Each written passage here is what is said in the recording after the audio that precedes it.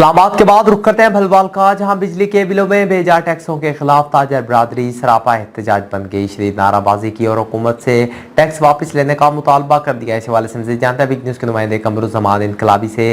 इनकलाबी आगाह कीजिएगा, मज़ीद क्या तफसीलात हैं आपके पास?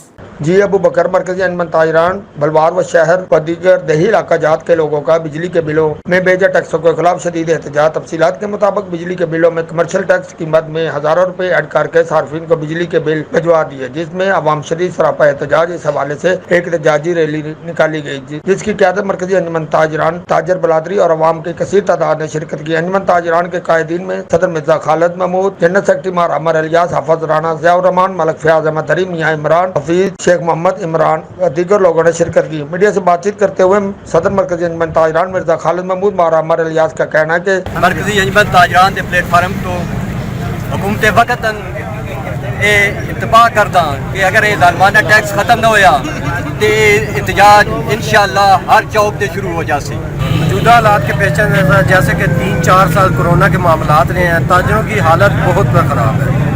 माशी तौर पर ताजर आगे परेशान थे। मज़ीद जो सुपर टैक्स लगाया गया है, ये मज़ीद जुल्म है।